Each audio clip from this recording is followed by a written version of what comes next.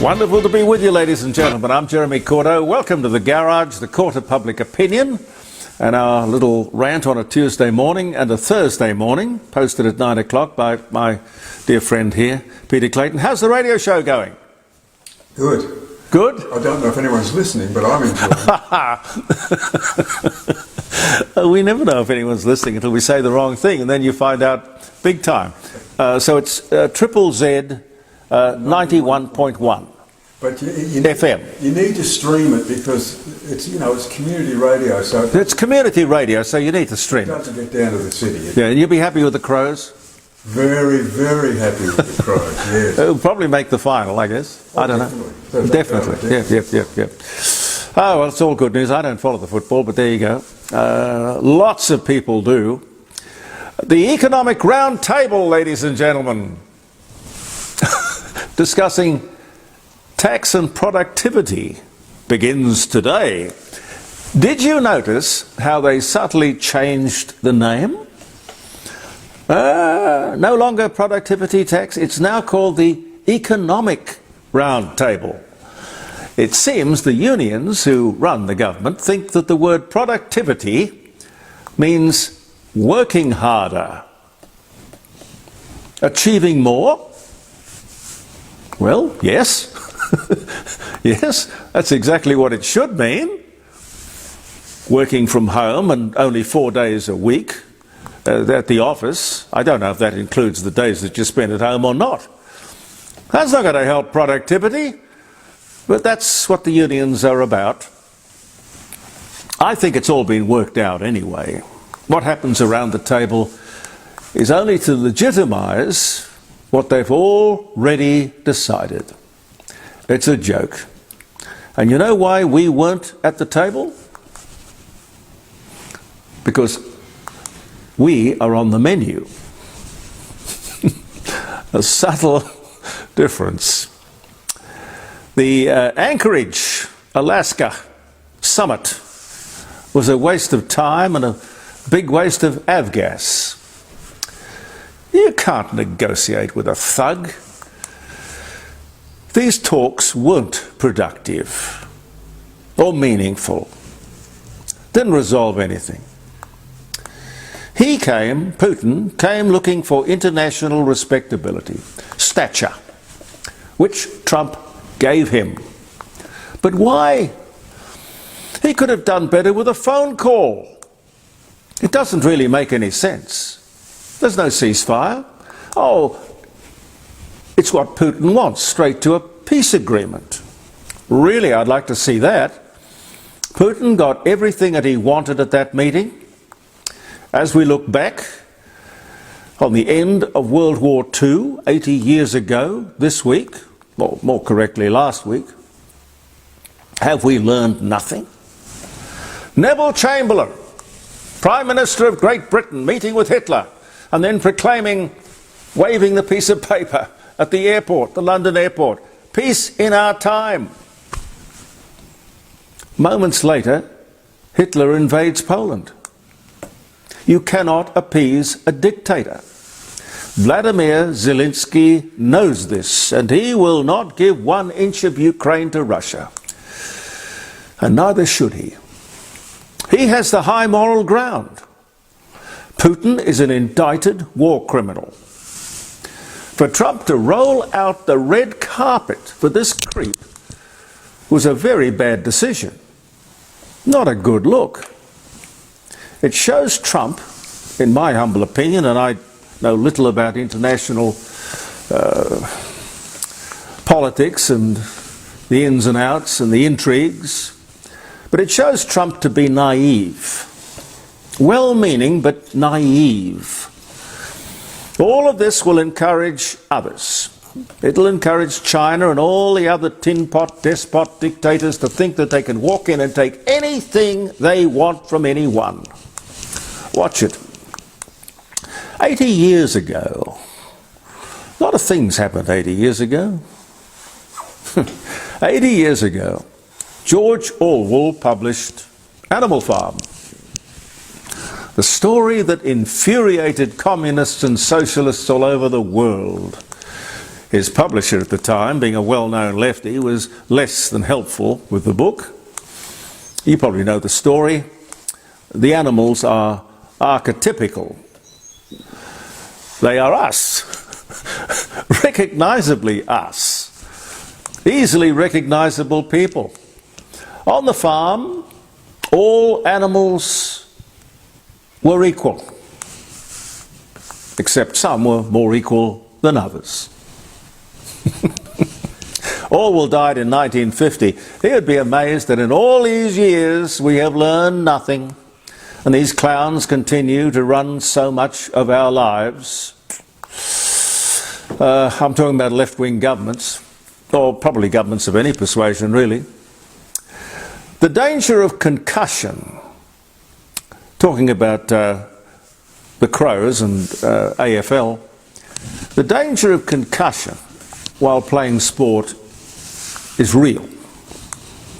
No contact sport comes without risk. Why people get into a boxing ring, I have no idea. But you just can't make contact sports safe. At the same point, personal responsibility must kick in. The insurance premiums that these people, I'm sure, have to pay will ultimately be prohibitive. The risk for these companies is too great, and their job as an insurance company is to manage the risk. Unfortunately, it's incalculable. They will just price themselves, the companies, price themselves out of the market. They don't want the business. Too risky. So if you play a contact sport, you just got to know that you're doing it at your own risk. That's the future. If you disagree, Friday morning, 9 o'clock, jeremycordeaux.com, 0491 65 68 60. I had to make sure I don't give you the phone number from my phone. Because ringing, that's not going to help. And you can get us, apart from Facebook on a Monday and a Thursday, you can catch us from the, well, I think all of the programs that we're doing now are turning up on YouTube. And Andy Martin puts them up there and, on his various podcasting platforms and venues, and we thank him for doing a wonderful job. By the way, talking about football, about which I know nothing, the AFL have recruited Snoop Dogg for the entertainment at this year's grand final. The AFL, which espouses proudly, and so they should, family values. I wonder if they know who Snoop Dogg is and what he sings about and his lyrics.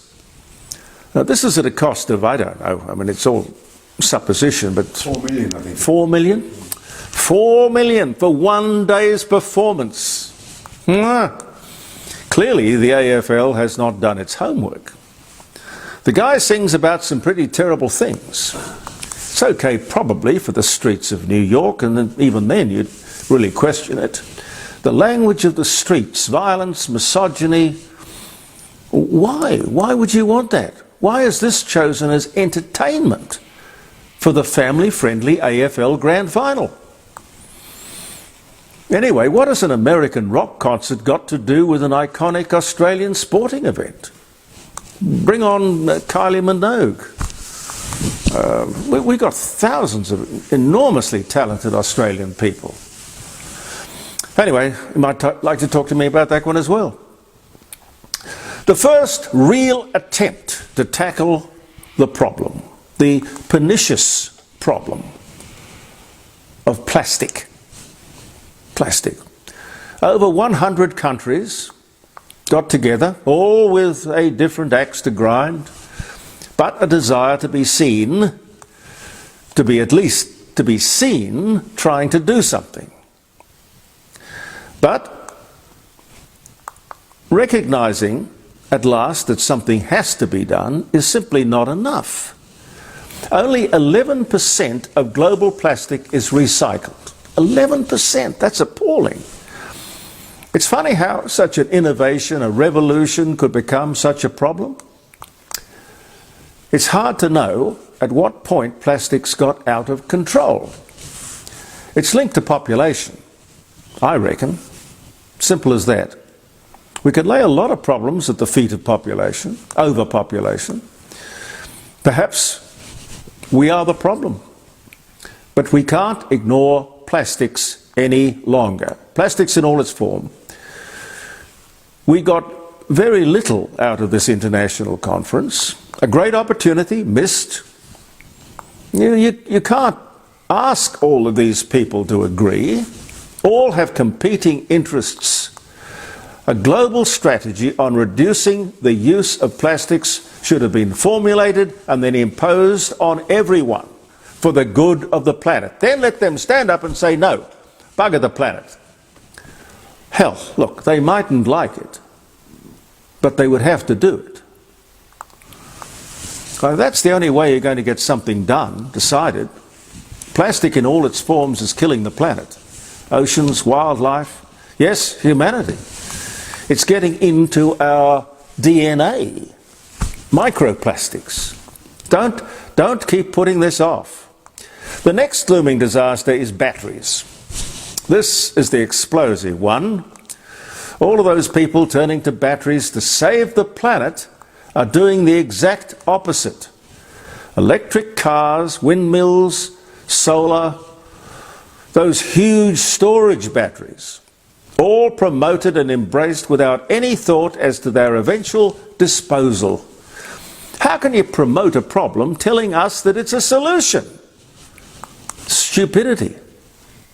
Really is. Peter Manuel sent me an interesting little story.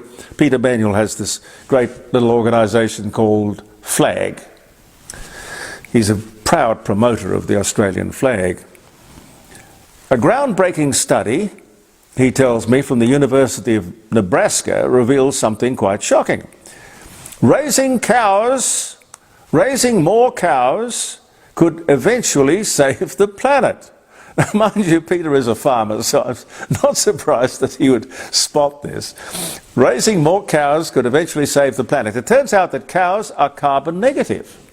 They produce more oxygen than the methane and the carbon they emit. So what's the solution? Peter says, eat more steak and save the world. I don't think the climate activists will like that one bit. The story started out to be, I guess it would have been simply about the $500,000 that we're giving to Papua New Guinea for a rugby league football team. Now, that wasn't, I've talked to you about that before, but what caught my attention was the speech given by James Marape, the Prime Minister of Papua New Guinea. What he said was pretty inspirational. He spoke of division within his country. We must be one nation, united, not divided, he said. Damn right. Absolutely, I agree. But our Prime Minister, Anthony Albanese, standing in front of three flags, welcome to country, division and discontent everywhere you look. Where did he get the right, the permission to diminish the importance, the status of the great Australian flag? Why was he allowed to sneak in this disrespectful nonsense? Flags unite people. Three flags will divide them. We're here with the best wishes of the rising sun, ladies and gentlemen, 60 Bridge Street at Kensington. That telephone number, you can talk to Grant or Jackie, 8333-0721. And at this time of the year, there's still enough nip in that air, even though I can see on the ash tree, the claret ash trees outside. I've got a few beautiful claret ash trees, and they have these flowers that come out about this time of the year, almost like clockwork. They are flowers, and the bees, hundreds of bees, thousands of bees come around, and these little flowers give way to the leaves. So when you see the flowers, you know that spring is not far away, only a matter of weeks. But there's still enough nip in the air to make sure that if you go to the rising sun and you sit in front of one of those beautiful open fires, you will enjoy every minute of it. That's not to speak of even the beautiful menu and the fantastic wine list. The Rising Sun, regularly chosen as the best pub or inn in South Australia. And Elder Fine Art Gallery with a second big auction. I should be getting my catalogue soon, within a couple of weeks, I would think. But talk to Jim or Helen if you have a painting that you'd like to get in there. Maybe you can get it in to this sale. If you do and you're looking to sell, he'll get you the best price. I know that because I've sold paintings through Jim and Helen. What you've got to do is to get an appraisal first and see if you're inspired to sell. The telephone number is 8267 2869.